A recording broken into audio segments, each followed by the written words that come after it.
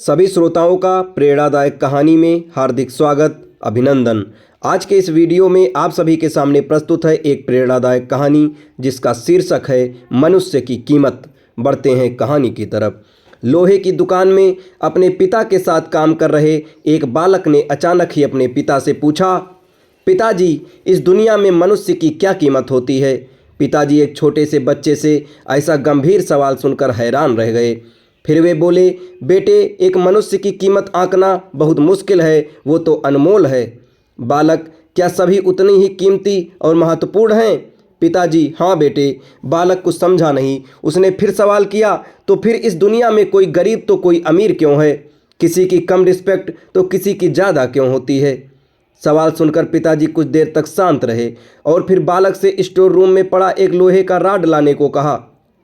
Rod लाते ही पिताजी ने पूछा, इसकी क्या कीमत होगी? बालक, 200 रुपये। पिताजी, अगर मैं इसके बहुत से छोटे छोटे कील बना दूं तो इसकी क्या कीमत हो जाएगी? बालक कुछ देर सोचकर बोला, तब तो ये और महंगा बिकेगा, लगभग 1000 रुपये का।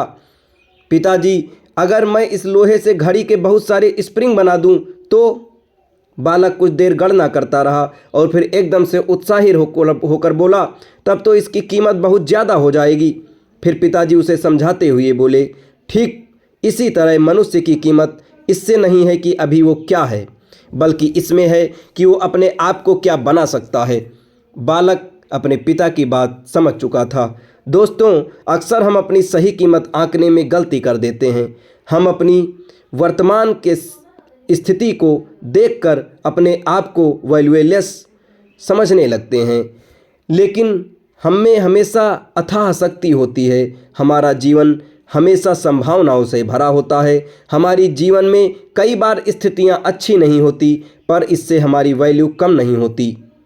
मनुष्य के रूप में हमारा जन्म इस दुनिया में हुआ है, इसका मतलब है कि हम बहुत स्पेशल हैं और इम्पॉर्टेंट भी।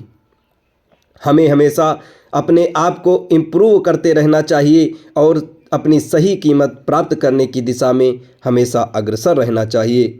दोस्तों, ये कहानी आपको कैसी लगी कमेंट बॉक्स में ज़रूर बताएं और ऐसी ही ढेर सारी कहानी के लिए हमारे चैनल के साथ जुड़े रहें। धन्यवाद।